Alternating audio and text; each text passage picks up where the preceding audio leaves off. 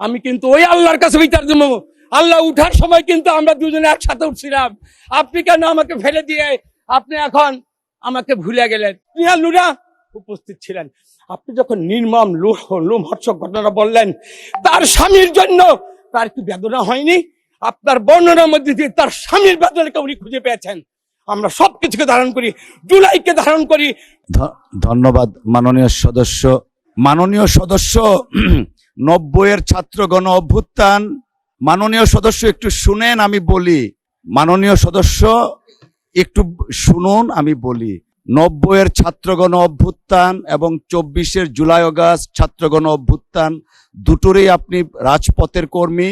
আপনার প্রতি সম্মান দেখিয়ে এই সংসদ আরো 2 মিনিট বরাদ্দ করলো। আমি এই কারণে বললাম, এখানে মাননীয় স্বাস্থ্যমন্ত্রী আছেন, উনার সাথে আমি আবার 91-এ হেরা গুহায় উঠেছিলাম। কদমে কদমে আমরা দুজন পা রেখেছিলাম।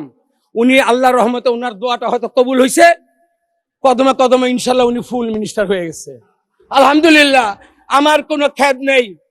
কিন্তু মুন্সিগঞ্জ শহরের যে প্রস্তাবিত এবং জমি অধিগ্রহণকৃত যে হসপিটাল, এটা যদি উনি অচিরেই যদি এইখানে পা না ফেলায়, আমি কিন্তু ওই আল্লাহর কাছে বিচার দেবো।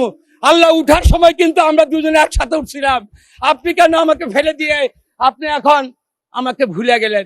এখানে মাননীয় প্রধানমন্ত্রী, এখানে গজারিয়াতে 2টা ব্রিজ, সেটা হলো ফুলদি গজারিয়া এবং গজারিয়া চর কিশোরগঞ্জের 2টা ব্রিজ।